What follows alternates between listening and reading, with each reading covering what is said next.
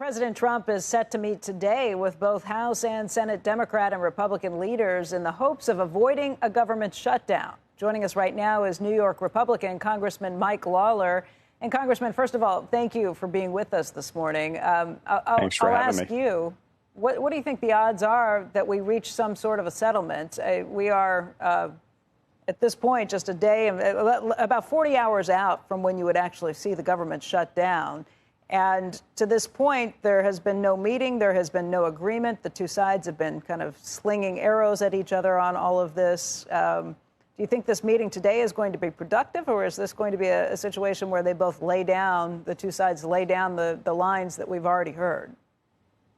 I guess no time like the present to meet. But look, Democrats' position on this is bizarre. Chuck Schumer and Hakeem Jeffries have long been on the record decrying a government shutdown, saying that we cannot shut down or it'll hurt the American people, it'll hurt the economy. Americans who rely on Social Security or veterans benefits will be impacted. Our military will be impacted. Border security will be impacted. These are all things they said literally a year ago while Joe Biden was president. And yet now they have changed their positions and want to shut the government down, stomping their feet, pounding the table, demanding that we increase government spending and provide health care to illegal immigrants. It makes no sense. We have government funding running out tomorrow at midnight.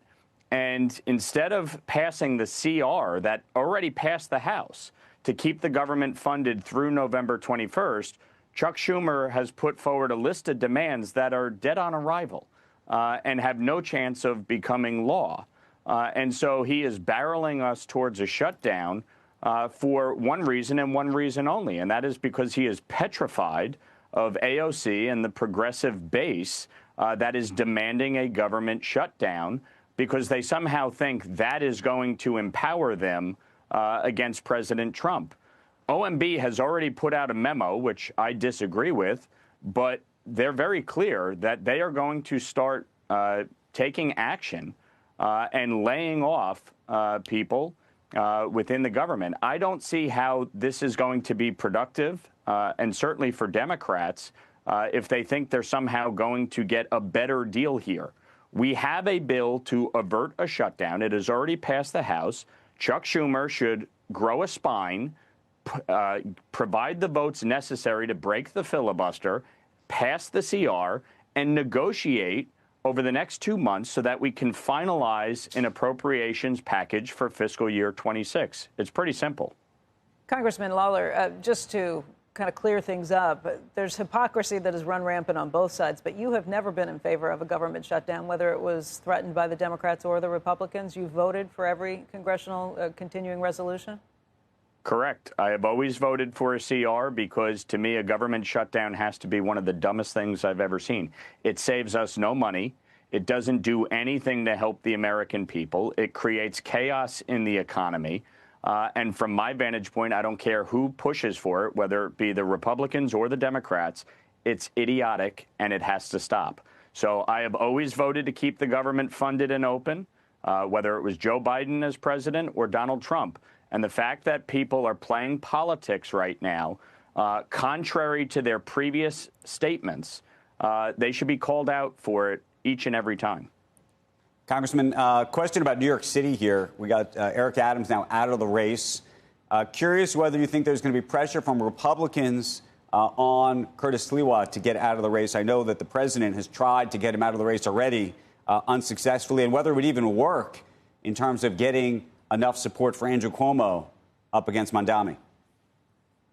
Look, I've said from the beginning that the candidates had to do what was right. They had to unify and make a decision that was in the best interest of New York City so that Zohran Mamdani did not get elected in November. The policies that he is espousing will be destructive to not only New York City, but New York State and the country writ large. With that being said, I've also made clear Andrew Cuomo is not a solution. Andrew Cuomo is responsible for so many of the problems facing New York State. He's the one who signed cashless bail into law. He's the one who made New York a sanctuary state. He's the one that shut down Indian Point and banned natural gas, giving us the highest energy prices in the country. He's the one that put us on the path to increasing state spending by $100 billion in a decade. Okay. So this notion that somehow Andrew Cuomo is the savior here, I think is laughable on its face. So then what is to the extent that you seem to be more against the clear leader here in the race, then what do you do? Or you just throw up your hands and you're cool with it? No, look, I've supported Curtis Sliwa. I think the reality is Sliwa has the Republican line. And this is unfortunately, it's an ideological battle. You have someone in Zohran Mamdani who has put forth policies that would be so destructive to New York, from banning private property ownership to defunding the police and getting rid of the gang database, to shutting down private prisons, to legalizing prostitution. These are the ideas that he is espousing. At the end of the day, the candidates are going to have to come together. And the voters are going to have to decide. I think Eric Adams made the right choice. Let's see what comes in the coming days here between Sliwa and Cuomo. But, ultimately, yes, consolidation is the only way you're going to defeat Zohran Mamdani. But I think it's important to point out, Andrew Cuomo is not somehow some savior. I mean, so many of the policies that have impacted New York were at his hands, and that should be known to the public. Congressman, let me ask you very quickly. You said you disagree with the statement OMB put out about looking to lay off government workers if we go into the shutdown mode. What would you do about it?